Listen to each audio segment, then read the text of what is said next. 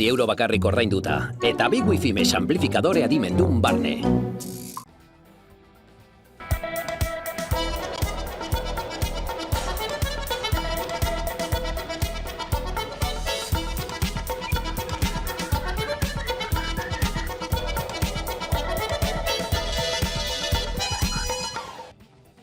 Memoriaren eguna da gaur Araban, Bizkaian eta Gipuzkoan hainbat ekitaldi instituzional egingo dira gaur biktimen alde. Ekitaldi nagusia Gogora Institutuak eta Gipuzkoako Foru Aldundiak antolatu dute Donostian. Ekitaldian bakearekin konprometitutako pertsonak eta mugimenduak aitortu dituzte. Eusko Legebiltzarrak berriz gauerdiko iparrorratza eskulturaren pareko zuontzia piztu du goizean eta biktimei gorazarre egin dien. Inigo Iturrate Eusko Alderdi Jeltzalearen legebiltzarkidea. Gaur memoriaren egunean biktimak gogora ekarri, baina baita herri honetan bakearen alde burrukatu egin zuten hainbat pertsona, elkarte eta mugimendu eskertu nahi ditugu. Eurei esker, gaur gauden tokian gaude, gure herria astindu zutelako bakearen alde aldarria egiteko. Kaixo guztioi eguerdion eta ongi etorriak gurean gaur magazinera. Egunero legez, Deustuko estudioetatik ari gara, zuzenean eta hemendik eta ordu bitardiak bitartean Euskal Herrian zein munduan gertatutakoak azaltzen saiatuko gara, informazioa, analizia, entretenimendua eta iritziaren bitartez. Azaroak 10 ditu gaur, asteazkena da, eta zan bezala memoriaren eguna ospatzen da gaur, 2010 urtetik geroztik urtero egin bezala eta ekitaldi instituzionalez gain, etxerat elkarteak ere ekitaldia antolatu du dispertsioaren biktimak gogoan. Etxerat elkartearekin bat egin du memoria egunean Euskal Herria Bilduren ordezkaritza batek Gasteizen ospatu den ekitaldi horretan. Euskal presoak haien ingurura hurbiltzeko torturaren prebentziorako batzordeak eginiko eskaeraren biharamunean egin dute lore eskaintza. Biktima guztiek salbuespenik gabe aitortza, erreparazioa eta ez errepikatzeko bermeak merezi dituztela azpimarratu dute. Eta bestalde gaur hasi da, hobeto esan da, Eusko Jaurlaritza oposizioarekin aurrekontuen proiektua babes posibleak negoziatzen, besteak beste, eta naiz eta aurrekontuak babesten dituzten taldeek, hau da EAJak eta PSek gehiengo osoa izan, Eusko Legebiltzarrean babesak bilatuko ditu gaur oposizioaren aldetik. Pedro Azpiazu, Ogasun eta Ekonomia Sailburua Euskal Herria Bildurekin, Elkarrekin Podemos iurekin eta PPrekin bilduko da horretarako. Eta bilera horietan oposizioko taldeek fiskalitatearen gaia mahai gainera aterako dutela badakien arren, Azpiazuk berretsi du aurten ez dutela eztabaida hori zabalduko Euskadi irratian. Hausnarketa beti egin behar dela, beti pentsatu behar dugu zer egin behar den zergarekin, hori argi dago. Bai esan dut baten baina goietan ere, ez da momentua. Zergaitik, orain momentua da bultzakada gastu publikoari emateko, baita inbertsioari ere guk egiten dugu moduen aurrekontuekaz. Eta, horrek egin baitan dio ekonomiari beste, askundea egiteko beste posibilitate batzuk, ez? Da hori da gure helburua. Momentu batean sartzen bagara zergak zer egin litekeen, da zergak igoten eta nik uste dut ez dela momentua, ez dela ez doalako, ez? Beste politikaren aurka dagoalako, ez? Hilduko da momentua. Bestalde, Euskal Herria Bildu kate birakariak saiesteko lege proposamena aurkeztu du astearte honetan. Helburua izango litzateke eremu publikoaren eta pribatuaren arteko jauzi profesional hori nolabait arautzea. Maialen Iriarte, Euskal Herria Bilduren legebiltzarkidearen adierazpenak. Ate birakariak deitutakoak ez dira fenomeno berri bat aspaldi danik, goi kargu politiko askok, beti ere alderdi politiko jakin batzuetakoek jauzi egiten dute politikatik zuzenean enpresa handien administrazio kontseiluetara. Ohiko bihurtu da, konpainia handi batzuek, energetikoek esate baterako ardura politiko garrantzitsuak izan dituzten pertsonak fitxatzea euren kontaktuez eta eskarmentuaz baliatzeko beti ere soldata altuen truke.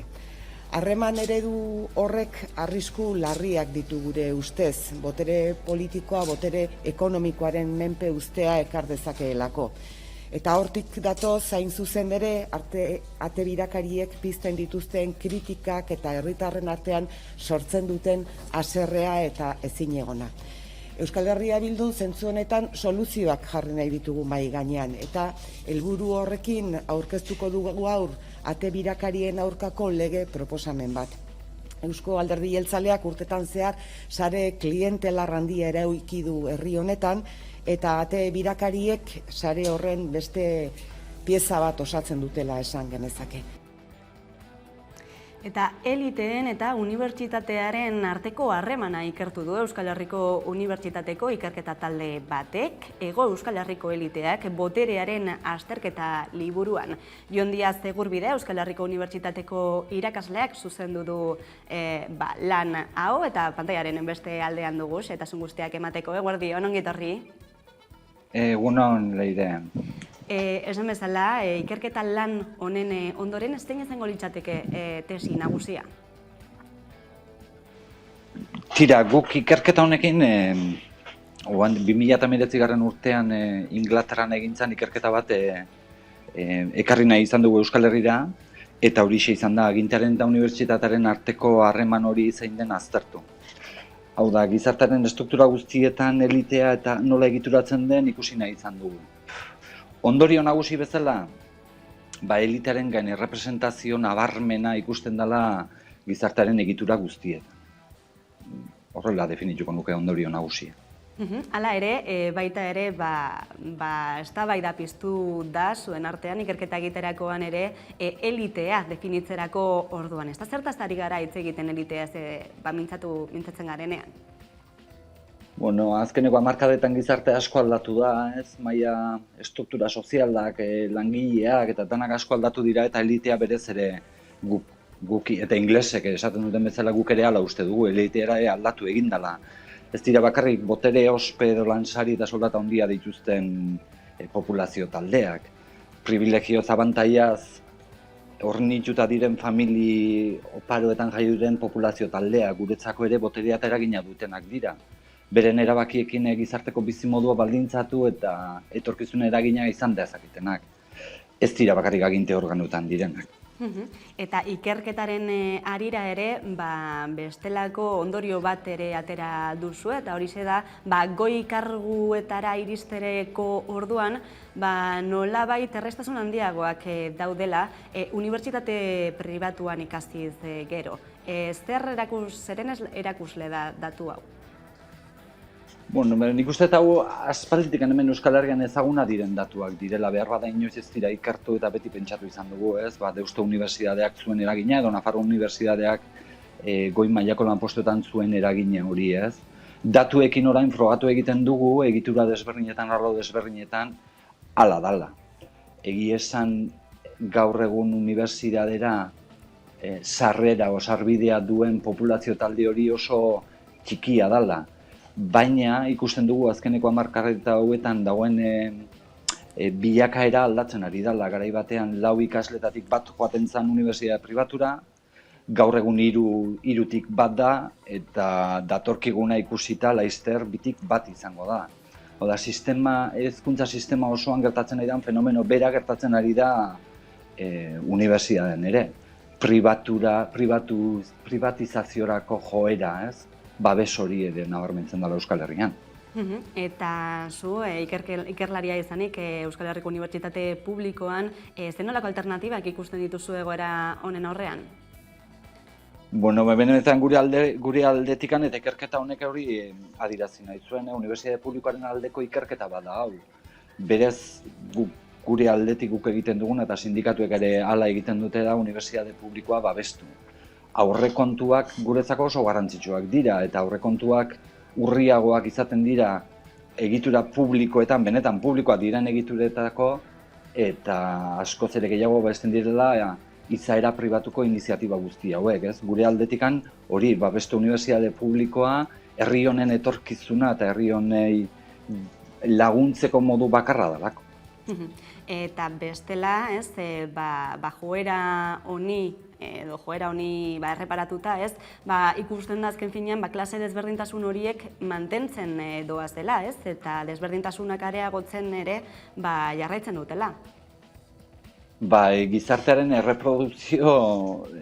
erreprodukzioaren adibide garbi bada, oso gizarte funtzionalista da eta elitean direna, boterean direna, boterean jarraitu nahi dute, eta ez dute herriaren honen etorkizunari begira. Ez dira jartzen herri honen etorkizunari begira. Jartzen dira beraien boterea edo beraien egoera besteari begira. Eta hori da ikusten duguna, bai. Jon Diaz Gurbide, eskerrik asko lan honen xehetasunak emateagatik eta hurrengora arte. Eskerrik asko Leire.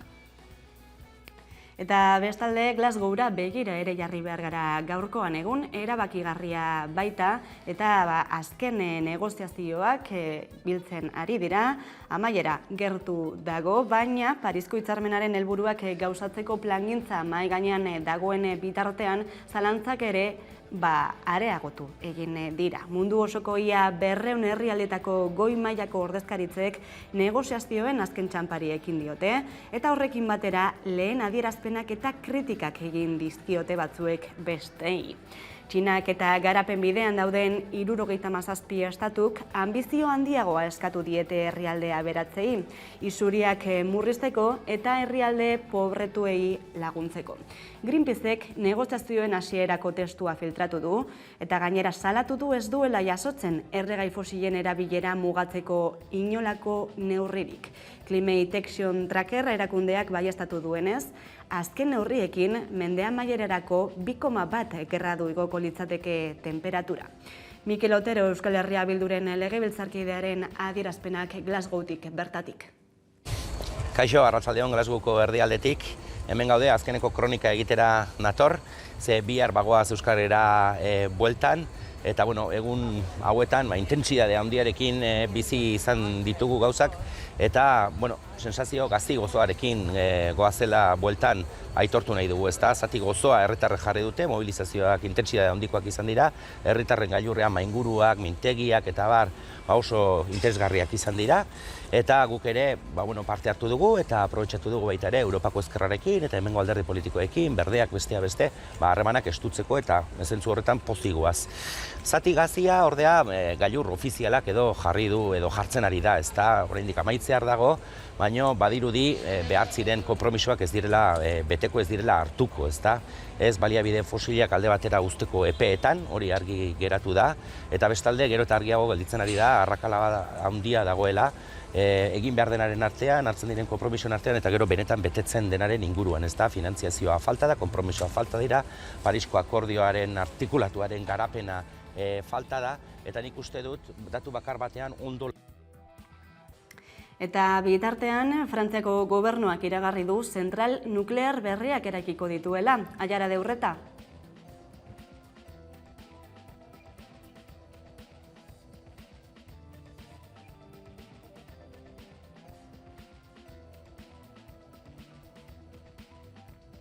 Zentral nuklear berriak eraikiko dituztela. Frantziak hamarkadak daramatza zentral nuklearrak eraiki barik, hala joera aldaketa hori argudiatzeko bi arrazoi azaldu ditu bart Macronek. Batetik herrialdearen independentzia energetikoa bermatzeko, hau da energia hornitzeko atzerriarekiko mendekotasuna murriztea nahi du Frantziak.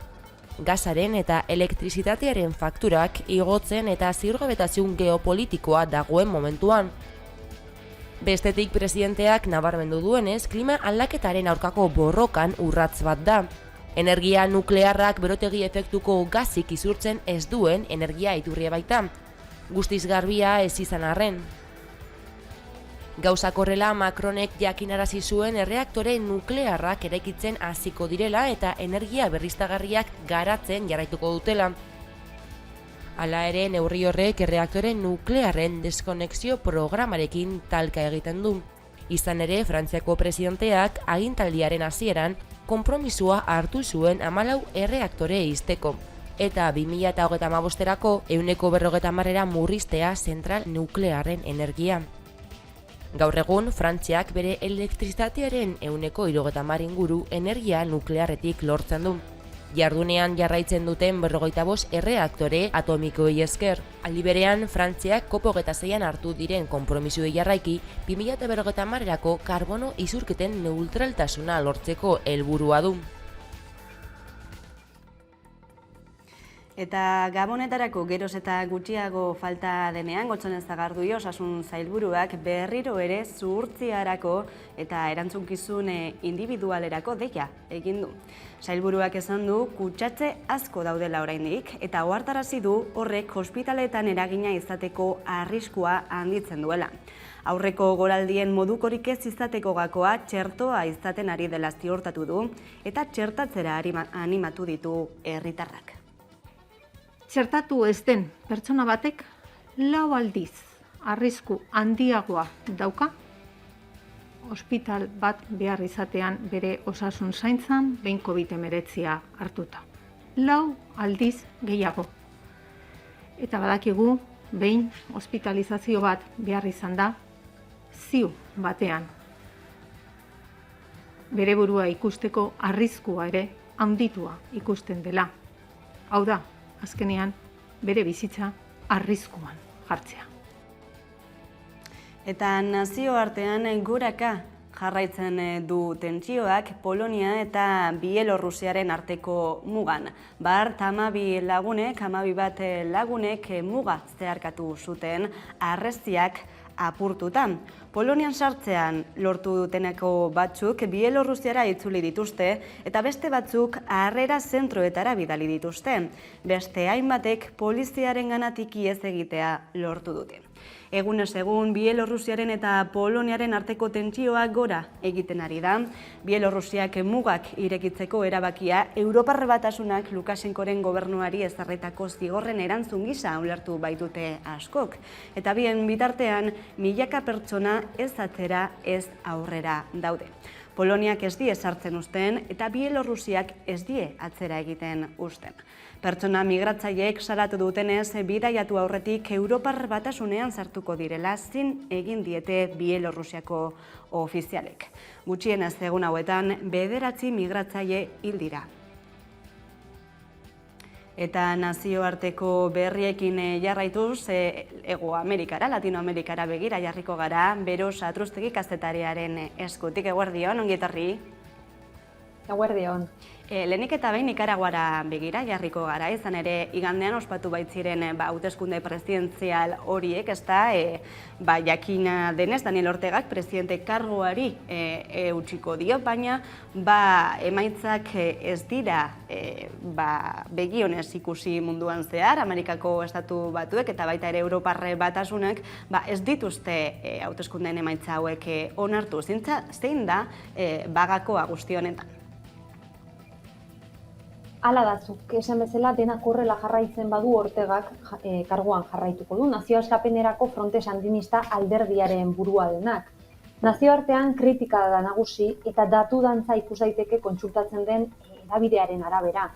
Baina Nikaraguako hauteskunde auzitegi gorenak adierazi du parte hartzea 75% ingurukoa izan dela.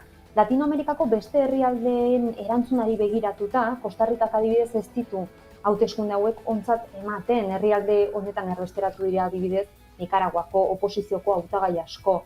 Txanponaren beste aldean, Venezuela. Nicolás Madurok Daniel Ortega zoriondu du imperialismoari eta aliatuei aurre egiteko pausu bat eman delako.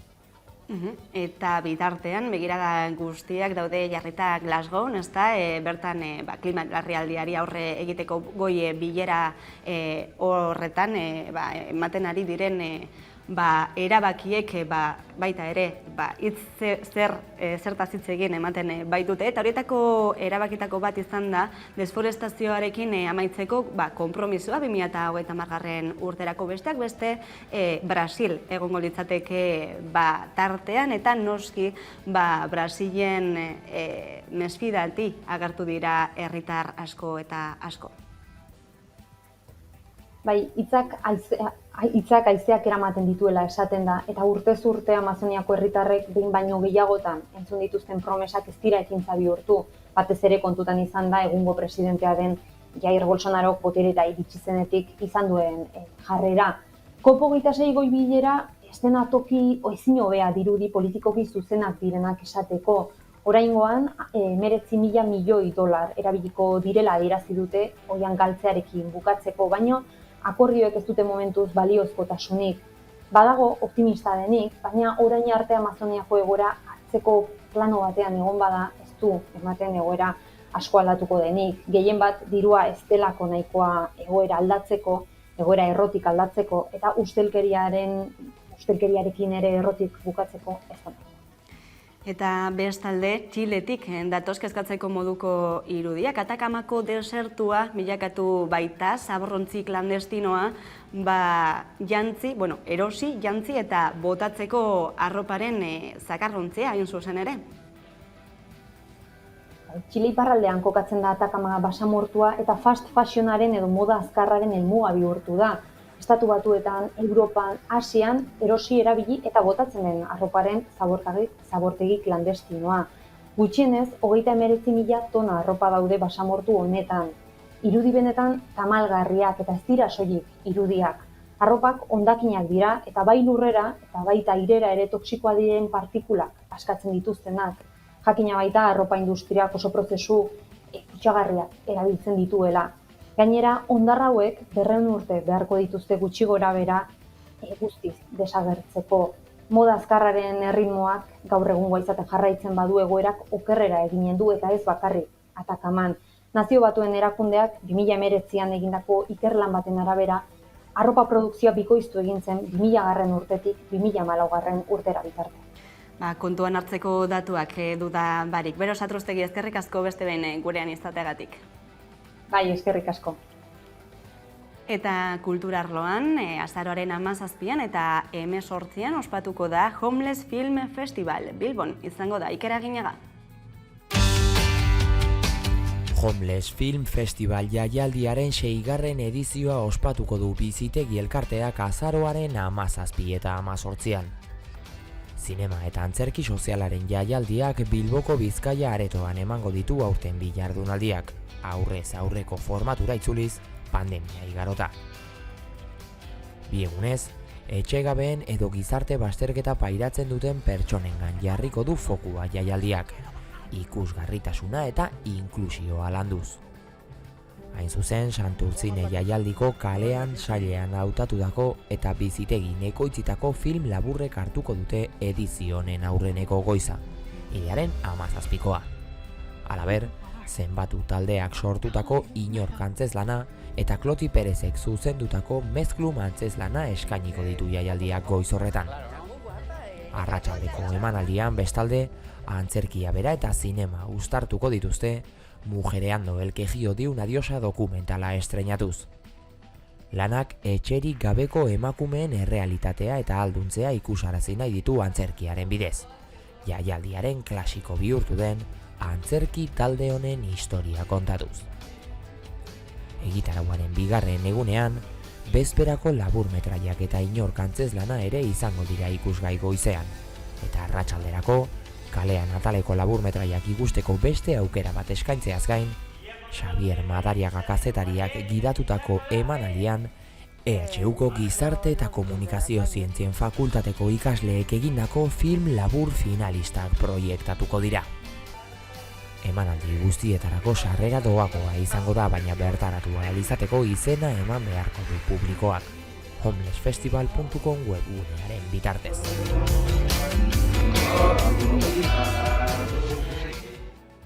Naskatasuna, nazka sentitzeko askatasuna, aurrentzako liburu baten abiapuntu gisa horixe bera landu dute Mikel Valverde ilustratzaile gasteiztarrak eta Peru Madalena idazle durangarrak. Peru Madalenarekin bat egingo dugu xehetasun guztiak emateko. Eguerdion. Eguerdion bai, ze moduz? Kuku bildumaren barruan konkatzen da, ezta, liburuzka hau, izan ere giza emozioak detektatzeko eta jakiteko argitalpen desberdinak argitaratu ditu bilduma honek, eta horien artean kokatzen da naskatasuna. Zein ikuspegitik landu duzue emozio hau? Beno, naskatasuna, hemen eskuartean dugu dana, esan duzun bezala naskaren inguruan ume txikienekin aritzeko album bat da, gonbidapenero eskari horrekin egin zidaten dei, eta buelta asko eman ondoren, naskaren kontua nola landu, azteko zer den naska, nola sentitzen dugun, denok berdin sentitzen aldugu, garaiaren menpe dago, kulturaren menpe, etxearen menpe, bakoitzaren menpe, buelta asko eman ondoren, klik bat egin zen nire baitan, eta arrankatu ezinik ataskatutan enbilena, esan nion neure buruari. Peru, hartu ezak askatasunez naskaren kontu hau. Eta hortik, bapatean sortu zitzaidan naskatasuna, eta bertan, hiru umek jolasean ari dira landa batean, eta irakasle batekin daukaten hartu emana irudikatzen da, eta ederra da nola umeek ikusten dutena irakasleak ikusten duena ez den berdina. Irakasleak nazka sentitzen du umeak zikin daudelako, umeak euren burua zoragarri eta eskulanak egiten eta gauzak sortzen ikusten dute, eta orduan ematen du apur bat errelatibizatu egiten du nazkaren kontua, nazkaren inguruan hitz egiteko parada ematen du, eta ume txikienekin beti laguntza berdutena lehen irakurle direnekin, honetaz hitz egiteko parada ematen du, ezta? Beti ere ikuspuntu, nola esan, umoretsu erdi bihurri batetatik edo. Noski, ikuspuntu horretatik abiatuta, umeek beraien burua islatuta ikusiko dute baita ere naskatasuna liburuan, ez? Ikusi dezakete bintzat. Bai, tanetik dago, lehenakoan etorri zitzaidan ume lagun baten alaba eta esan zidan berari ere naska ematen diotela kotxe berrien usainek, mareatu egiten dela. Eta hori da nik txikitan neukan nazka nola esan pertsonal bat, konprobatu dut jente asko ez daukala, baina niri zugarrizko atzeraka ematen zidaten. Eta beste hainbat kasu daude, eta hoien inguruko jardun bat da liburua, ezta? Eta ikusteko nola gauza batzuk orokorrak diren, adibidez ume txikiek inkesta bat egin dut eta brokoliari dioten nazka, eta beste gauza batzuk dira ohikoak, nagusien musu iletsu eta adur dariolazko hoiek, eta nazka sentitzeko hori, askatasun hori, eta horretaz jarduteko eta hitz egiteko liburua da, ezta, funtsean. Azken finean, nazka eta bestelako emozioak ere detektatzen jakitea eta bere hartzea ere oso garrantzitsua da, ez? Gai hau lantzea umeekin, aurrekin, eta baita ere erronka handia gurasoekin, ezta? Beraz, liburu sorta honen bitartez laguntza paregabea izango dute. Bai, aitzakia da, oinarrizko emozio horiek, eta bide bat ere normalan hitz egiten ez diren oinarrizko kontu horietaz hitz egiteko, ezta? Eta nola esan, haur filosofiaren metodo, elkarrizketa metodologia horretatik oso hurbilbiltzen ez, ni tailerrak ematen, eta bide hori zabalduko lukeen liburua egin nahi izan dut,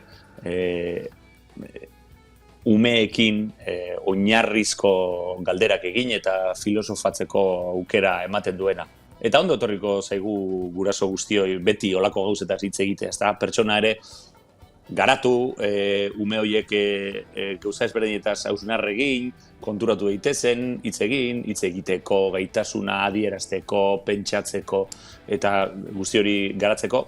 Beti ere, nola esan, bide divertigarrietatik, ez da? Askoz gehiago iristen gara. Eta gozatzen dugu gehiago, noski. Hortxe beraz, naskatasuna liburua. Peru, Madalena, ezkerrik asko horrela pentso txiki hau egiteagatik. Bale, ezkerrik asko zueri, ondo ibili. Agur, rengor arte.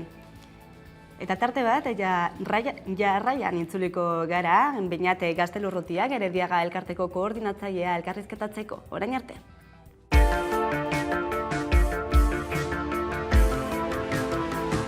Kultura beste modu batez ikusiko dugu, edo gure arteko harremanak, edo umorea, edo zirkua. Zuk ze uste duzu? Hombre, nik espero dut halako herri aseptikoa ez bihurtzea gertatu denarengatik, ez? Nik espero dut bueltatzea besarkadak beti bezala, eta beti esaten dugun bezala, nahi duena eta nahi duenari eta nahi duen momentuan, besarkadak eta musuak eta laztanak, hori superimportante. Nik espero dut gu ez bihurtzea aseptikoak, ez? Paradoxa bat da, ez? Agian animikoki okerren geunden momentuan, ohartu gara artea eta kultur jarduna edo kultur esperientziak ze importanteak diren gure bizitzak elikatzeko, ez? Telebista piztu eta beldurra besteik ez duzu sentitzen, nik ez dut pizten, de hecho, horregatik gainera. Bueno, gero ere egia da zirkoan eta beldurrarekin egiten dugula lana. Orduan nik uste horrek tresnak ematen dizkizula nolabait beldurrarekin laguntasuna bilatzeko edo ez behintzat horren menpe egoteko, ez?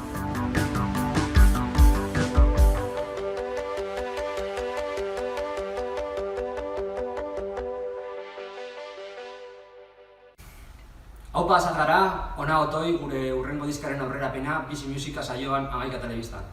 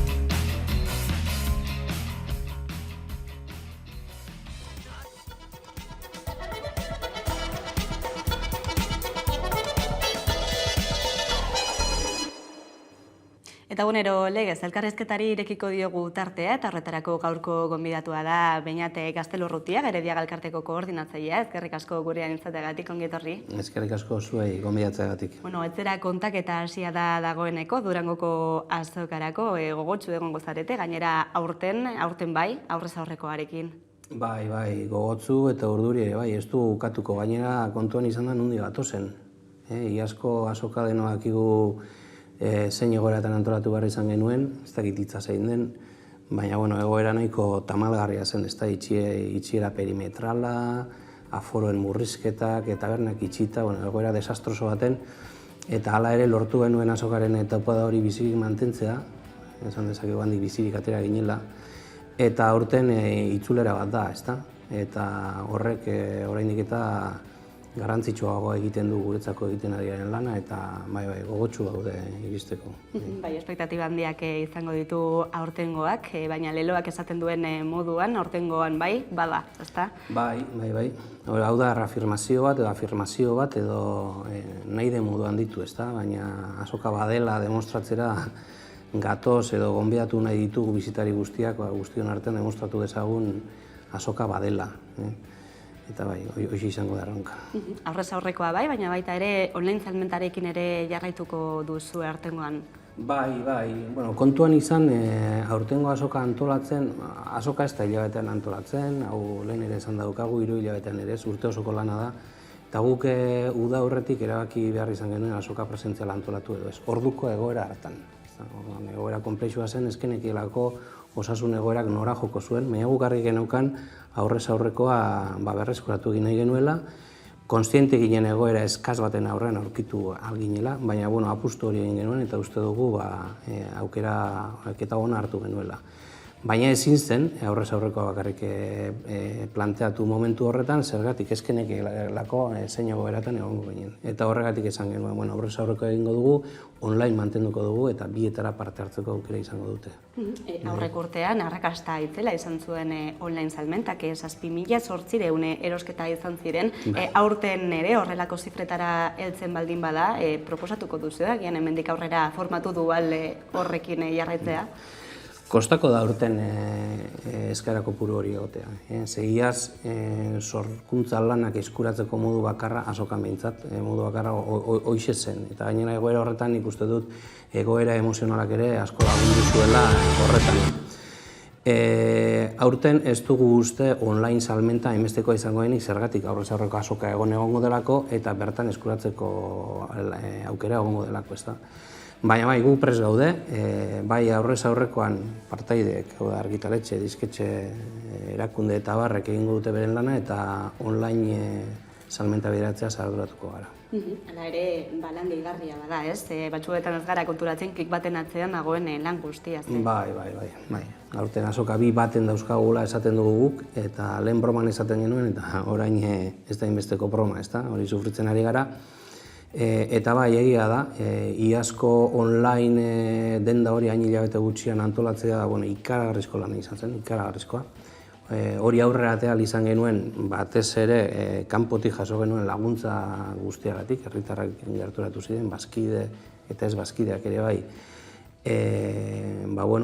Salmenta hori paketetan sartu eta bideratzen, eta bai, lan ikeragarria dago horren atzean. Iazko edizioak esan duzun bezala lan eta esportzu ikaragarria suposatu zuen, aurrera ateratzeko, baina azkenean zailtasun guztien gainetik ospatzea lortu zen erabatera edo bestera, aurtengoak zer ekarriko du? Aurten ikusiko dugu aurreko urtetako azoka.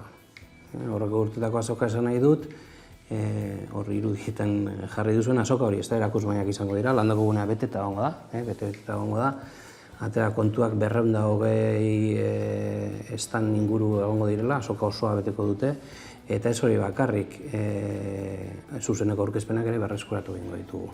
Gune guztiak berreskuratuko ditugu, hor izango dira zuzeneko musika aurkezpenak, literatura aurkezpenak, divulgazio lanen aurkezpenak, ezagu ganbara, aurre eta gaztetxoenentzako gunea, eszenatokia, arte eszenikoentzako tokia, irudienea, ikusentzunezkoetako tokia. Guzti horiek martxan jarriko ditugu. Orduan, beti-betiko azoka bat ikusi ahal izango du, gehigarri batekin, etxetik ere jarraitu ahal izango dela, edo eskuratu ahal izango direla nobedade guztiak. Guneak ere itzuliko direla aipatu duzu, gu ganbara aipatu duzu. Zer nolako garrantzia du gune honek aurrentzako bideratuta dagoela ikusita? Estrategikoa da. Estrategikoa da aurrentzako eta gaztetxoenentzako bideratuta dagoelako eta horrek arreta jartzen duelako transmisioari, ez da? Transmisioa bada kezka bat guk daukagona, baina ez guk bakarrik euskal kulturgintzan, ez da? Guratzetik datozenei nola transmititu, euskeraz ere sortzen dela, ondo sortzen dela, gauza ederrak sortzen direla eta hor daukatela. Bada gure kezka bat, eta horregatik zago ganbara estrategikoa da, Berbar Euskara Elkartearen laguntzarekin antolatzen dugu hori, eta ez hori bakarrik, ikasle goiza ere urtero antolatu izan dugu, ikasle zuzendutako eguna. Transmisio lan horretan horrek ere badaukalako bere garrantzia.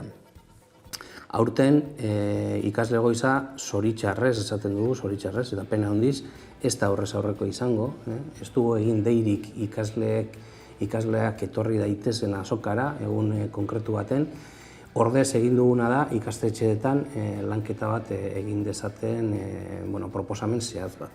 Portada jarri diogu izena, proposamen horri, eta aukera izango dute lehiaketa baten parte hartzeko, liburu baten irudia hartuta edo diska baten irudia hartuta, portada hori norbere gorputzan edo paisaia baten integratuta.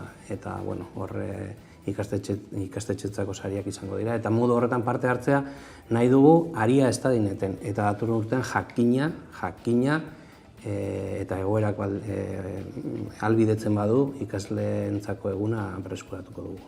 Eta aforoari dagokionean, azkenean neurririk ez edo aforo limiterik egongo da, nola kudeatuko da hori?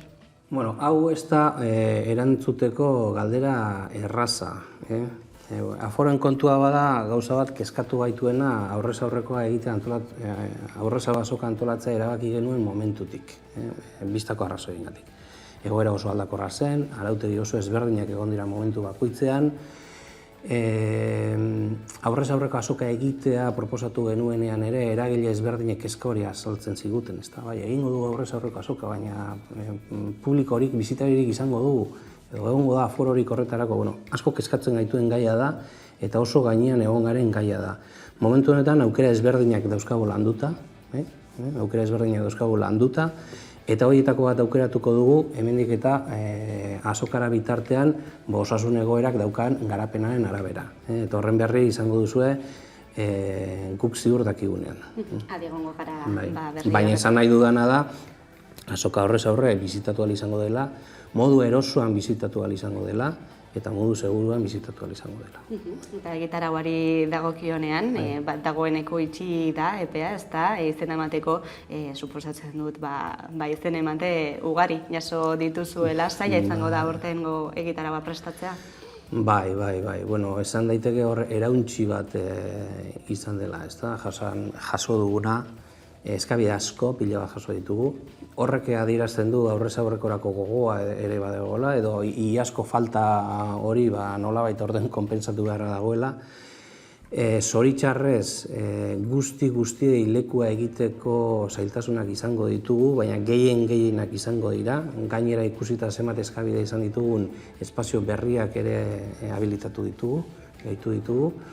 Eta bai, ikusgarra izango da. Guk beti izan dugu azken urteetan azoka dela, erakusmaiak ikusi, bizitatu, baina zuzeneko aurkezpenak ere gozatzeko eventoa, ez da?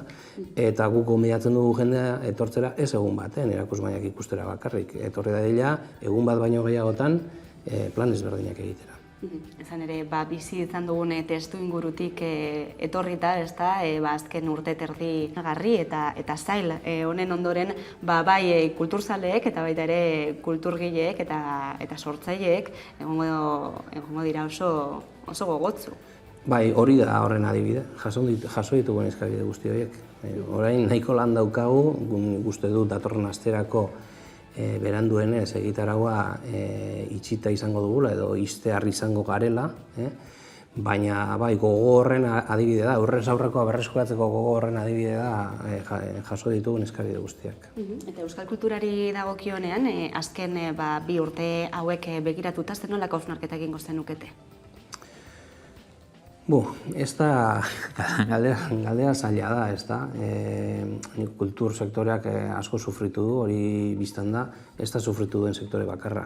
Tabernak ere itxita ikusi ditugu, esan nahi dut hau kalterako izan da sektore askorentzat, eta kultur sektoreak ere asko sufritu du, hori biztan dago, baina aldi berean, eta zerbaiti alde positiboa ikusteko ahalegina egingo dut, eta esango nuke halako egoeretan, itxialdietan, mugikortasuna murriztuta dagoenean, eta halako egoera goibeletan jendeak babesa aurkitu dela kulturan. Ikusi dugu aforoak oso murriztuta egon direla, eta kontzertu batera edo joateko sarrerak garesti egon dira, garesti esan nahi dut, lortzeko zailak izan dira, kasu askotan aforoak bete egin direlako. Eta nik uste dut, honek erakutsi digula mugikortasuna eta bestelako aisialdiak hor dauden arremenetan kulturak daukan garrantzia. Eta sormenak ere ez duetenik izan, ez? Denbora guzti honetan, sortzaileak egon dira hor lanean baita ere, diskak, liburuak, talde berriak baita ere, ez? Horren isla ere izan da alde positibo hori ere komentatzea arren. Bai. Noiz izan zen, uste dut, atzo irratian entzuten nemilela, entzun nuela Nacho, urrentxe diska bat atera duen gitarrista bat, Oskorriko gitarrista, eta esaten zuen berak diska hori sortzeko grina edo sortu zitzaiola berari itxialdiko momentuan, esaten zuen, ezin dut atxetik irten, itxialdiko horren zer egingo dut, eta Vicente Martínez, parkatu. Eta orduan hasi zela sortzen, eta hortik atera zela diska ateratzeko ideia, eta imaginatzen du jente askori hori gertatuko zitzaiola. Hain zuzen, Euskal Herriko azken doinuekin sortu duzue baita ere Spotify zerrenda bat? Bai, hau egin izan dugu, taldeei, musika taldeei eskatzen diegu, beren sormen lanen lagin bat izan daiteken hori zerrendan jartzea.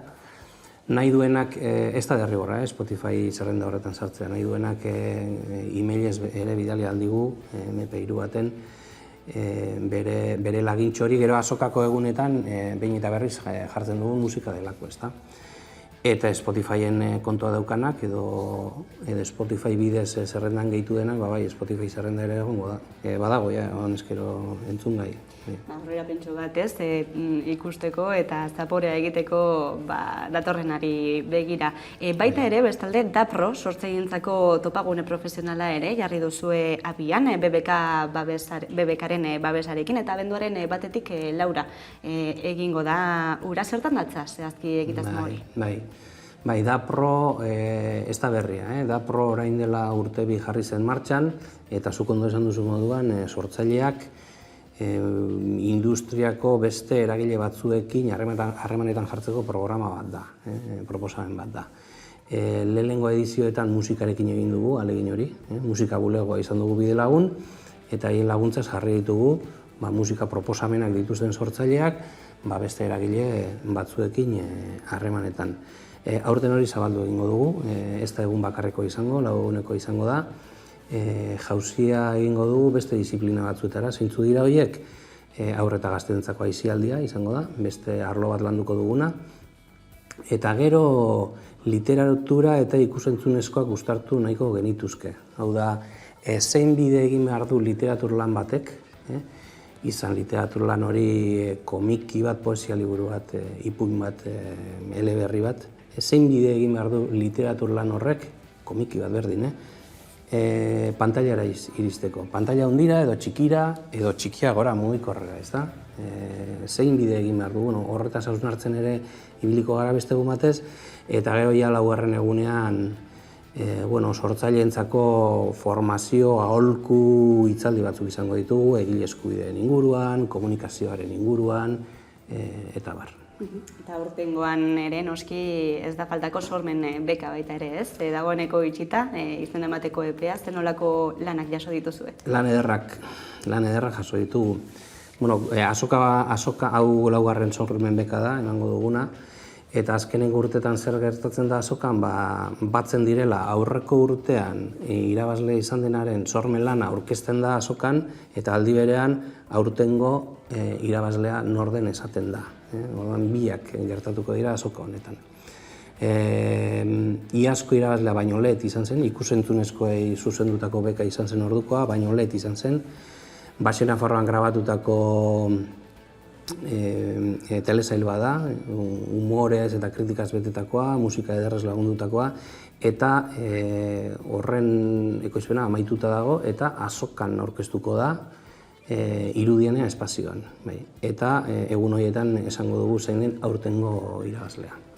Mundu digitalari lotutako beka honetan. Zain egongo gara horretara ere, eta samarra dago azpimarratzekoa da, 56 urte beteko dituela urten Durangoko azokak, ez?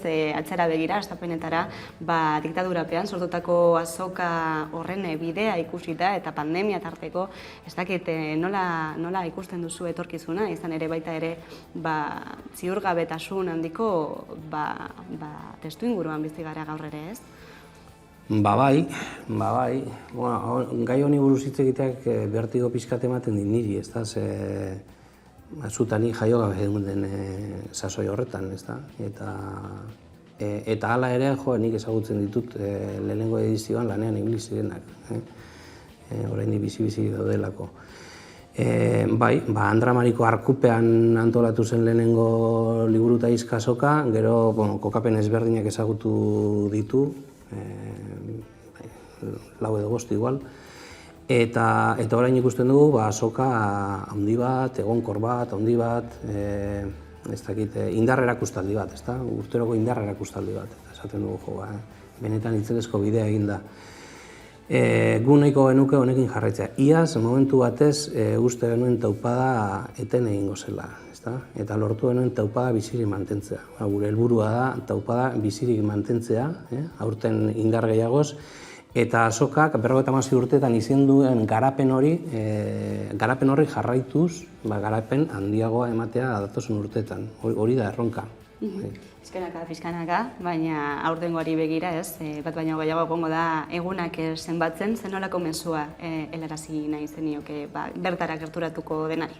Bueno, gu pozarren gaude, poz hori transmititzen ahalegintzen ari gara elkarrizketa guztietan. Gu gure gonbidapena etortzeko azokara, lasai etortzeko, egiteko egun osoko plana, egitaragoa oso zabala izango delako, aurkeztuko dugu, laizter denbora gutxi barru aurkeztuko dugu egitaragoa eta parte hartzeko moduak eta dena.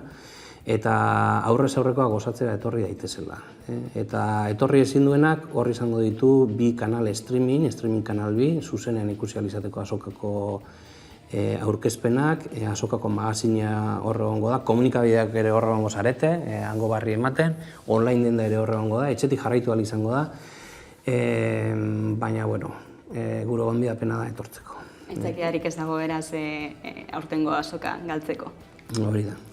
Gerediaga elkartetik alde batera utzita momentu batez Durangoko azoka, memoria historikoa ere lantzen duzu Gerediaga elkartetik, eta hain zuzen baduela gutxi Durango 1936 elkartarekin batera, martxoaren 31ko bombardaketan eurtzitakoen zenideen bila ikerketa bat abiatu zenuten, eta jakin nahiko genuke aztertan den ikerketa hori. Bai. Bueno, badakizue Durango, Euskal Herrian bombaketa asko izan ziren, Gernikakoa da ezagunena, baina oso bombaketa bortitza izan zen Durangon ere, martxoaren 31an, baina Durangaldeko bakarra ez da, Otxandion ere oso bombaketa larria izan zen, eta beste herri batzuetan ere bai, ez da. Durangon konkretuki, 300 personatik gora hil ziren, herria eutxita geratu zen, eta jendea asko hil zen, jende asko identifikatu ahal izan zen, eta beste batzuk ez. 2001an Jon Irazabalek argitaratutako liburu batean jasotzen da, ikerketa horretan jasotzen da, Durangoko hilerrian hobi komunak daudela. Badago nahikoa zantzu pentsatzeko bitokitan gutxinez hobi komunak badaudela. Han nortzuk ehortzi ziren, inork erreklamatu ez zituen edo inork beretzat hartu ez zituen hildakoak. 80 piku persona direla uste da, edo ziur gaude badirela, hoien gehienen ez guztien, baina gehienen izenak baditugu, baina ez dakigu nortu diren haien zenitartekoak, eta seguru gaude gainera uste dugu zenitartekoak ere ez dakitela beren zenideak handaudenik. Eta hori da egiten ari garena, zenideak identifikatzen gero ikusiko da zer egin. Datorren urte seinalatua da, bombaketaren 85. urte horrena izango delako, eta, gertakari hura gogoratzeko, eta ez hura bakarri, frankismoa, eta horrek ekarri zuen guztia gogoratzeko hainbat ekitaldi antolatzen ari gara hainbat eragile elkarlanean, udalak bultzatuta, gu ere horretan parte hartzen ari gara, eta nahiko genuke hori ere hortxe kokatzea, ezta. Ikusi egin beharko dugu, ia ikerketak zer ematen duen, baina ari gara ia zenitarteko asko identifikatzen. Horretarako baita ere herritarren laguntza eskatu duzue, baita ere Gogora Institutuarekin jarri zarete harremanetan, bide luzea izango da, zaila, baina horretan ere bihartu zuen. Bai. Gogora Institutuak era honetako ikerketak egiteko diru laguntza lerro bat dauka, horra aurkeztu gara, espero dugu horretatik laguntza jasotzea, oraindik ez leipenik ez daukagu, baina uste dugu jasoko dugula. Eta bai, publiko egitea erabaki genuen, kasu hauetan, artxibategi lanetatik harago, importantea delako zabaltzea. Zabaltzea, eta ari gara, hainbat elkarrizketa eta ematen komunikabideetan, entzuten duen edozeinek eta susmo txikienik baldin badauka, beren zenitartekoren bat, konbaketa horretan desagertu zena, gurekin kontaktuan jartzeko. Gerediaga elkartera deitu dezake, 1996 elkartera ere bai, webgunetan daude elbide, telefono eta abarrak, eta guk gero ari hori jarraituko dugu.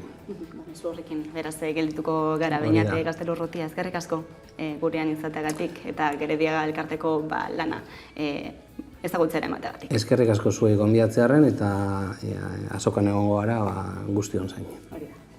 Eta jarraian tarte bat eta solasaldiari ekingo diogu gaurkoan Alaitz Argandoña eta Fermi Rubiraltarekin. Orain arte.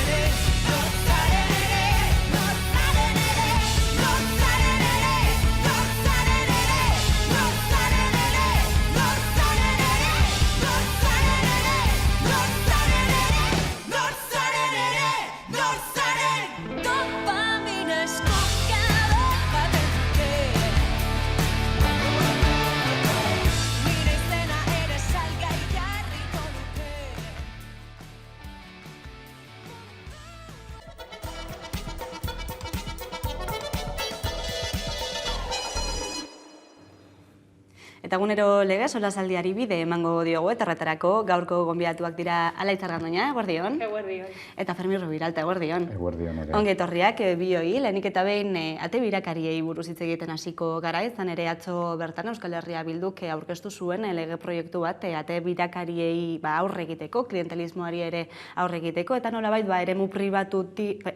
eremu publikotik pribaturako jauzi hori arautzeko, ezta? Eta esate duten bezala botere politikoa ekonomiaren eta besteroen mende ez egoteko. Entzungo dugu lehenik eta behin Maialen Iriarte legebiltzarkidearen azalpena.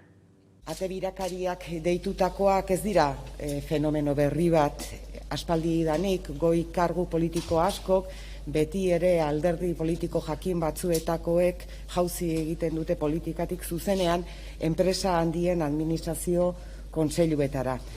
Ohiko bihurtu da, konpainia handi batzuek, energetikoek esate baterako ardura politiko garrantzitsuak izan dituzten pertsonak fitxatzea euren kontaktuez eta eskarmentuaz baliatzeko beti ere soldata altuen truke.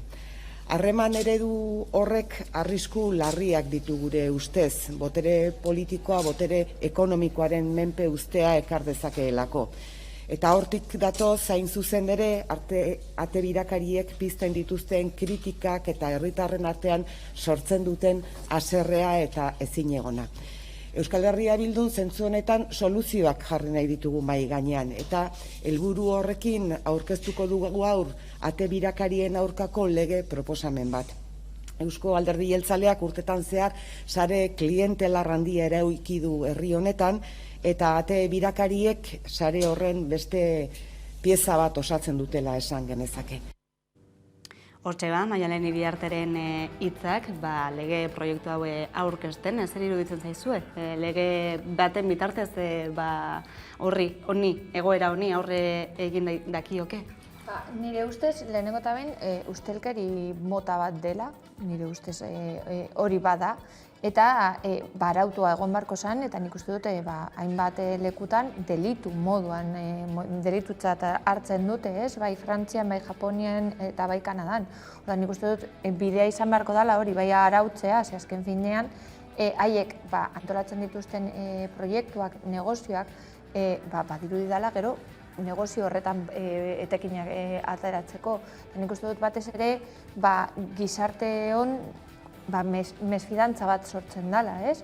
Azken finean tarifazoari buruz egin dugun askotan, batez ere basuta biok hemen behi honetan, askotan aipatu dugu ate birakariak, azken finean politiko izen potoloak dituztenak amaitu dira Endesa, Petronor eta olako lekuetan, orduan nik uste dute hori, politikan gardentasuna beharrezkoa da eta bestela, hori, hiritarrok pentsatzen duguna izango dela, haien proiektuak eta haien legeak eta haien lanak izango dira gero kontramesede baten lortzeko. Nik uste dut arazo baten punta baino ez da, hau, segurazki argiena zelan arlo politikoa, arlo ekonomikoaren menpe dagoela, nik uste dut gauza jakina da. Eta hori gertatzen da, goiko egitura politiko eta nago pentsatzen badibidez Banko Mundialaren kasuan, nago pentsatzen Europar Batasuneko struktura politikoak, nago pentsatzen jakina Espainiako gobernuan, eta baita jakina elkartenetan gertatzen den fenomenoa da. Beraz, argi dagoela muga arazoni jarri beharko zitzaiola, baina oso zaila izango da, azken finean alde bozkatu behar dutena dira bereziki egiten dutenak. Eta beraz benetako muga jartzea ez badago betigi bezala presio soziala horren alde oso zaila izango da.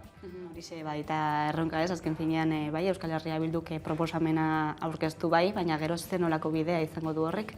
Nik uste dut berak esaten duena, hainbat arloetan, naiz eta proposamenak edo arauak proposatu, ez badago atzean presio soziala ez dute bozkatuko haien kontra, haien etekinen kontra. Nik uste dut arazoa dela hori. Eta gainera, esaten duguna, askotan kejatzen gara, baina ez gara kejatzen tokatzen denean, boskatzerakoan, eta nik uste dut hori bai.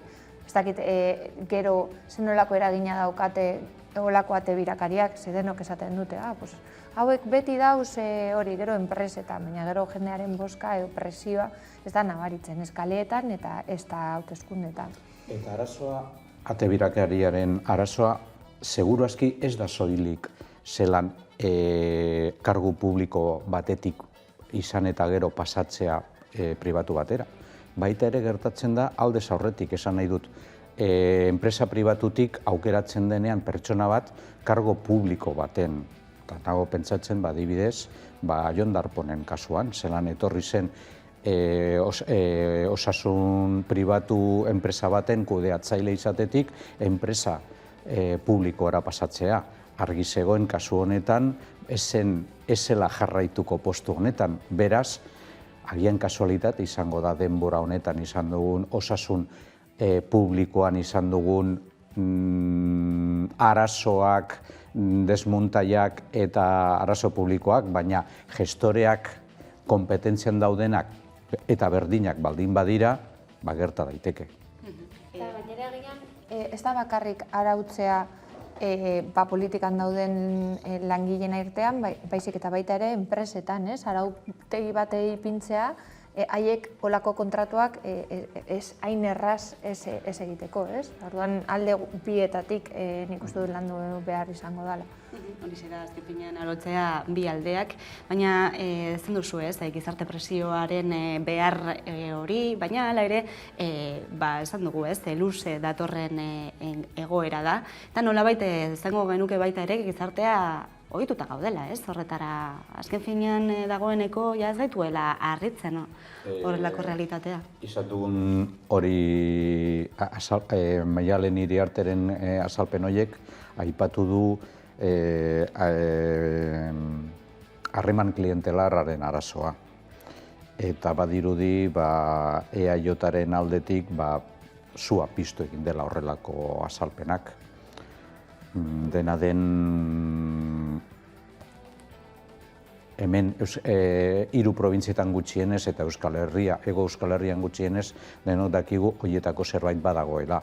Batzuen alde edo batzuen kontra horrelako sare klientelarra existitzen dela denok dagoela jakin badakigu.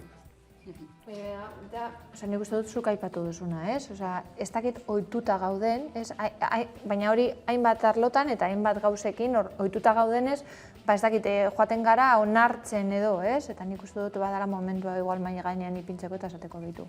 Ez dago aukera olako gauzak egitekorik eta aldatu beharko da. Ez dakidana da, ea jendea prest egongo dela mobilizatzeko edo egiteko hori aldaketa benetako apostua, aldaketa hori lortzeko. Azken finean nik uste dut dagoela atzean, eta nik uste dut hemen COVID dela eta neurriak direla eta hitz egin dugula pikareska, gero bakoitzak bere esparruan beste mai batean, bilatzen dugula hori lagunekin zu kontratatuko zaitut eta gero egingo dugu. Oda nik uste dute hori onarpena bai, igual bakoitzak hori barne lan egin beharko dara bebai hori pikareskaren kontrakoa, guazen guztiok zintzotasunez jolastera edo bizitzera. Onarpen sozialik gabe esen gertatuko, esen posiblea izango. Beraz, ala edo nola denok gara horren errudun eta horren justifikatzaile eta horren parte. Beste leku batzuetan nolakoak ateratzen diren, lotxagarria da, utzi behar du postua, ez dakit nola esan, kriston ondorio bat eta gainera jendearen iritzia argi gelditzen da, ez dutela onartuko, eta ematen du hemen, ez dakit. Normalizatuta dagoela, ez? Nola bait. Baina egia da, ere Euskal munduan beste nazio bat ezberdina denez, bere sistema apur bat diferentea da Espainiarekiko. Esan nahi dut, sistemak esango nuke ezberdinak direla horrelako ustelkeri politikoa garatzeko. Eta nik uste du horretan ere, lehen esan dudan bezala, igertzen dela nazio bat garela, zoritxarrez kasu honetan. Bueno, edo zorionez egun norekin konparatzen dugun jakina.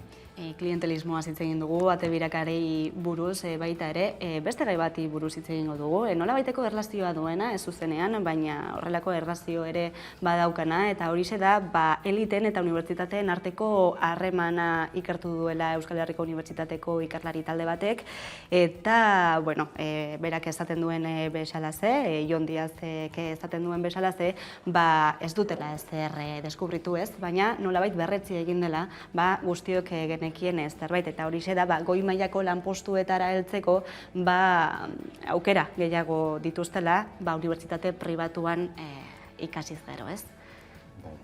Nik uste dut, hezkuntza mailan badago oinarrizko printzipio bat, eta zera da, hezkuntza da pertsona oro sistema honetan, bizitza honetan, gizarte honetan integratzeko bide bat.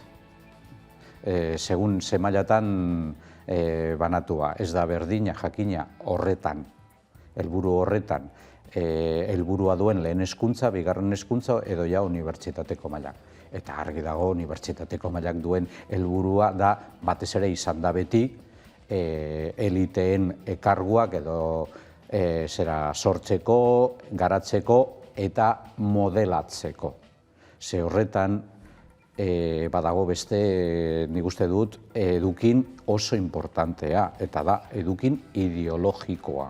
Oin gutxi, adibidez, Deustuko Unibertsitatean, egon da irakasle batek salatu duela bere kanporaketa ideologikoen kontuengatik. Eta hori gertatzen da, nuke esango askotan, baina gertatzen da, moldatzen ez bada irakasleak instituzio pribatu horrek eskatzen duenarekin. Eta hori da beste faktore importantea. Eta jakina da horren diferentzia publiko-pribatua da beste arlotan gertatzen den bezala. Hori ikusten dugu hezkuntzako beste arloetan, ikusten dugu osasun munduan eta horrelako kompetentzia gertatzen diren arlo gehienetan. Kasu honetan eliteen kasua oso nabarmena da.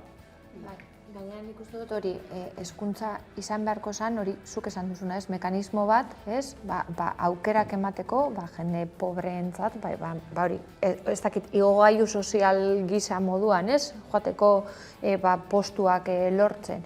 Eta azken finean Karitasen hori egin zuen olako hausnarketa bat, eta pobrezia heredatzen da. Zuk ez badaukazu dirurik, ez daukazu aukera lortzeko olako unibertsitatera joatea, eta horrekin batera postu duin bat eukitzera, ez? Eta nik uste dute adibidez Bilbo batean hori daudela hainbat proiektuak egiteko unibertsitate pribatuak eta dana dalakoa, ikusita zenolako, kasu jakingo duzuni baino gehiago, zenolako eskola mapa zaharkitua daukagunez, nik uste dut horri buelta eman beharko genioke olako proiektuetan inbertitu baino lehenago, ez? Ninot. Azken finean nik uste dut hezkuntza izan beharko dela oinarria aukerak eukitzeko, bizitza duin bat eukitzeko, lanpostu duina, bizitza duina eta dinot. Aurrera eramateko, ez? Gure bizi proiektuak. Beste arazo bat da, beste arlotan ikusten den bezala, unibertsitateko arloan azkenengo urteetatik ona ikusi den publikoan garapena izan da privatizazioaren aldekoa. Ez da kasualitatea, gradu eta Boloniako sistema horretarako pentsatuta dagoela. Batzuentzako ez zen posiblea izango zelan 70 aurrera unibertsitatean sartzeko aukera handiagotzea gertatu zen bezala. Hori zen krimen de lesa majestad neoliberalismorako, eta horretarako unibertsitatea elitekoa izan behar da, eta formatzeko, ikerketa honek argi demostratu duenez, gizarte kapitalista baten kuadroak justifikatzeko eta aurrera eramateko jakina. Gainera gure garaian, ez, unibertsitateko titula baldin genuen, ez dakit, hori zeneukan aukera, hori lanpostu duin bat lortzeko, baina gaur egun ez badituzu bi master, ez daukazu zer, eta masterrak zer da, ikasten duzu gehiago, ez, ordaintzen duzu gehiago, eta dekozu ordainketa baten truke, daukazu, hori, beste puntu bat. Nik uste dut kezkagarria dela, ez? Gaur egun, nik uste dut jendea ez daukala hainbeste dirurik, batez ere etxe bizitza jaten nuelako erdiaren erdia, edo gehiago. Eta orduan nik uste dut, edo instituzio publikoak egiten dute apostua, hori, gauzak, ez dakit, laguntzeko edo aurrera emateko edo bestela betikoak egongo dira betiko postuetan. Ikusten dugunez, lanerako aukera horiek murritzak dira unibertsitate publikoan ikasten baldin bada eta zer esanik ez, arazo ekonomikoak dituen familia batetik datorren norbaiten kasuan, ez? Adibidez, familia batean, unibertsitatera doan lehen pertsonak izango ditu arazo gehiago, ezta? Bere gurasoak unibertsitatera joan den batek baino. Hemen Bizkaian diferentziak baita geografikoak direla. Hori, unibertsitate publikoa Leioan hortik bazter baten nuke esango, baina ia dagoen bitartean, eta batez ere humanitate eta letretako espezialitateak, ez guztiak, baina gehienak, hor dauden bitartean, eta zintzetako batzuk, unibertsitate pribatuek daukate Bilboko erdigunean. Eta gainera, guk ordainduta, hau da, diru publikoarekin ordainduta, beraiek behar izaten dituzte azpiegitura. Nigo goratzen naiz, adibidez, zelan gure emeritoa etorri zen inauguratzera adibidez Deustuko liburutegira. Por cierto, edozein pertsona ezin da sartu liburutegi horretara edozein liburua konsultatzera. Niri adibidez horrelako arazoa gertatu zen pertsonalki orain urte batzuk. Nire trajektoria ikertzaile moduan, zorionez, eraman nau leku askotara munduan zearen nuke esango, baina bai Espainiaren aldetik. Eta inoiz ez didate jarri oztopoak topatu nuen bezala Deustuko unibertsitatean, azkenean lortu nuen. Eta badago hor kontraesan bat, zelan edozein pertsona Deustuko unibertsitateko kidea edo ikaslea izan da, zorionez kontsultatu dezake edozein liburu UPV-ko liburutegian, baina alderantziz, hau da, UPV-ko ikasle bate kontsultatu nahi baldin baditu liburuak Deustuko unibertsitatean arazoak ditu edo baimen berezia behar duela horretarako. Gainera zuk aipatutakoa, nik ez nuen gogoratzen, baina orain dela gutxi horretaz hitz egin dut. Joatea Leioara, benetan, san abentura bat esango nukenik, ze gainera autobuseak ez ziren nahikorik, eta gaur egun ez dut uste arazori konpondu denik, eta bai, eraikinak nolakoak ziren, baina bai ikusten duzu unibertsitatea, baina baita Bilboko eskola asko, zen nolako eraikinak dituzten, Mujika, Atzuri, dauz borrokatzen, egun bat urrengoan bai, aldaketa batzuk eskatzera, eta eskatzeko, eta inork ez du erantzunik emoten, eta gauzitze egiten gure umeetaz, ez dakit, zen nolako garrantzi ematen diegu beraien hezkuntzari eta... Hau da daukagun gizartea, lortu edo topatu genituen tokia San Mames berria jartzeko Bilbo erdian, baina unibertsitateko publikoa jartzeko ez. Dago, honetaz zerre hitz egin baita ere. Gaiz aldatuko dugu eta Glasgowra begira jarriko gara gaurkoan ere, asteak daramatzago gai honekin, baina gaur egun erabakigarria izan daiteke, neurriak eta itunak hartu beharko dira, hitzarmen kolektibo bat egin beharko dute, temperatura ez igotzeko gehiegi, Parisko akordioan itundu bezala, baina ez dago baikor egoteko arrazoirik. 1,5 gradu horiek haize gaindituko ditugu mende amaieran ziurrazki, eta Glasgow bertan egonda Mikel Otero, Euskal Herria Bilduko legebiltzarkidea, entzungo dugu berak egin duen laburpentsoa. Sensazio gazi gozoarekin goazela bueltan aitortu nahi dugu, ezta? Zati gozoa herritarrek jarri dute, mobilizazioak intentsitate handikoak izan dira, herritarren gailurrean mainguruak, mintegiak eta oso interesgarriak izan dira, eta guk ere parte hartu dugu eta aprobetxatu dugu baita ere Europako Ezkerrarekin eta hemengo alderdi politikoekin, berdeak bestea beste, harremanak estutzeko eta zentzu horretan pozigoaz. Zati gazia ordea gailur ofizialak edo jarri du edo jartzen ari da, ezta? Oraindik amaitzear dago, baina badirudi behar ziren konpromisoak ez direla beteko, ez direla hartuko, ezta? Ez baliabide fosilak alde batera uzteko epeetan, hori argi geratu da, eta bestalde gero eta argiago gelditzen ari da, arrakala handia dagoela, egin behar denaren artean, hartzen diren konpromisoen artean, eta gero benetan betetzen denaren inguruan, ez da, finanziazioa falta da, konpromisoa falta dira, Parisko akordioaren artikulatuaren garapena falta da. Konpromisoak falta direla, taldeko logistek ere hori bera salatzen dute, ez da, ambizio falta dagoela, eta azken finean argi ikusten da berriro ere herri mugimendua, mugimendu ekologista, instituzioen aurretik doala gai honetan ere bai. Nola ikusten duzu, esperatakoa... Hori da, nik uste duzu aipatutako guztia, ambizio gutxi, espero genuena, azken finean esan genuen gainera aintzat hori atxakitat hartzen hori COVID-aren geldialdia, neurriak atzeratuko dira, batzutan posture hutsa ematen duela, berak aipatutakoa, azkenean hartzen dira konpromiso batzuk, baina gero ez badira betetzen, ez da esertarako balio. Eta, klaro, denbora aurrera doa, eta ikusten duguna da, pairatuko duguna izango da oso gogorra. Hau da, sistemaren hipokresia hutsala, argi dago. Glasgowko zerabilera hau azken finean merkatua edo zirkoa bilakatu egin dela. Agertzen zala multinazionalen hori propaganda jasotzeko hori gure Arantxa Tapia Maitia hor agertuta ez dakit defendatu zuen guztien aurrean AHT-ko beharrezkotasuna, hori suposatzen dugu izango da kriston aurrera pausua ekiditeko aldaketa klimatikoa, eta besteak beste, baina pentsatzea sistema honekin, sistema sozioekonomiko honekin aldatuko duela, amildegira eramaten gaituen prozesu hau apur bat inozoa da. Aldatzen ez badugu sistema errotik edo amildegira lehen esan dudan bezala joango garela seguru. Eta arazoa segurazki ez da izango soilik gure belaunietako pertsonentzako baizik eta gazteentzako.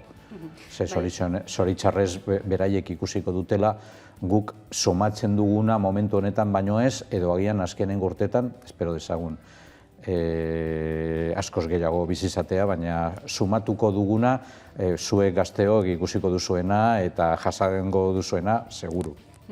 Bai, eta gainera ez dirudi goi agintariek bide horri ekiteko borondaterik, inongo borondaterik dutenik, beraz, esan bezala, behin eta berriro ez, abisatzen den bezala, ondorioak etorriko direla, eta dagoeneko etorriak direla batzuk. Eta bitartean, Frantzia estatuak adibidez, gobernuak, Macronek, adierazi du zentral nuklear gehiago jarriko dituela. Baita ere, badirudi Europan zentral nuklearren inguruko apostua handitzen ari dela, emisioak ez dituelako, eta horrekin bakarrik nuklearrak bultzatzen arituko direla, hemendik aurrera baita ere.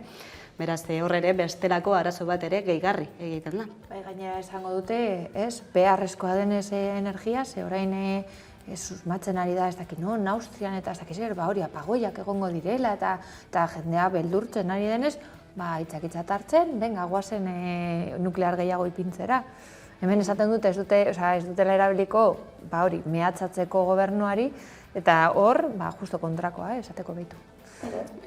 Hala, ez zengo da, pandemiarekin bizi izan ditugun beharrezko neurri horiek, aldaketa klimatikoarekin bihurtuko direla horrelako neurria, horrelako murrizketak egunerokoak. Eta aldatu ezinik izango zirela, seguru. Baina, honekin batera, adibidez, nik ez dut ikusi argitaratuta zenbat jeitsi den, ze seguru jeitsi dela hori isuri, CO2-eko isuria tarte horretan, ze argi dago, adibidez, hegazkinen hegalaldiak murriztu egin direla nabarmen, eta beraz, honek zerbait positiboa ekarri baldin badu izan da horretarako onura. Suposatzen dugu, baina horien datuak badaezpada ez dira argitaratu edo ez dira ikertu. Itzialdian zer asko jaitzi zen, baina bere ala goraka egin. Bai, guztiz ados, baina ez dugu ikasten. Nik uste dute konfinamendu garaian asko ikasi ditugula, gauza asko, baina gero ez goaz jarri emoten horri, ez? Osa, ze nolako lehentasunak eduki behar ditugun, eta ze nolako eguneroko beharrak zeintzuk diren benetan, eta ez dugu ikasten. Edo horbileko produktuen beharra. Gaur egun, sufritzen ari gara horren ondorio bat, zelan gauza batzuk ez ditugula aikarri behar direlako Txinatik edo normalean ekialdetik. Horren aurrean, neurriak hartu baino, zer egingo dugu, bardin. Gainera, hemen Bilbon, eta ja sartuko ditut nire gaiak, bai, ez, baina minot, hemen Bilbo bai, aprobetsatzen ari dira hainbat murrizketak egiteko, bai ikusi dugu osasungintzan, eta ez da Bilbo mailan, murrizketak egon direla, eta hori, arreta telefonikoaren onurak nola mai gainean ipintzen duten, eta Bilbon samurreko ambulantziak kenduko dute. Tinot, goazen, justo kontrakoa egitera. Gero, Sornosako kasetagunea, ordutegia erdia utzi dute, gaur egun eskaten dizutela bai osasungintzan, bai bankuetan, bai instituzioetan, dana internetez egitea, eta justo kasetaguneak itxiko ditugu, porque ez da momentua. Nik uste dute behar duguna da, hori, kalera ateratzea, eta nik uste dute hiritarrok aldarrikatzea behar ditugun lehentasunak. Mezu horrekin geldituko gara beraz Fermi eta Alaitz, eskerrik asko beste egun batean gurekin izateagatik. Tarte bat eta jarraian intzuliko gara eguneko albiste nagusiekin Carolina Suarez lankidearen eskutik. Ondo izan. Igande modura, TikTok modura, familia modura, edo at home modura, gozari modura, zun modura, gourmet modura, edo bloom modura. Jarri zure bakea, zure modura. Venga, agur. Fijatu altzea, komuneko moketa horrien. Hoi bai, haze wifi puska. Nik etxean berdina zakat. Bai? Bai, Euskaltelekoa. Aiba, Euskaltelea pasako naiz, Ezagutu Euskaltelen Wi-Fi Mesh, abiadura handiagoa eta erabateko estaldura etxeko txoko guztietan. Zatoz Euskaltelera osoa Infinitirekin eta eskuratu gigabateko zuntza. Pinguikor linea gigamugagabeekin, telebista laukadekoa eta Netflix, hilean 29 euro bakarrik ordainduta. Eta bi Wi-Fi Mesh amplifikadore adimendun barne.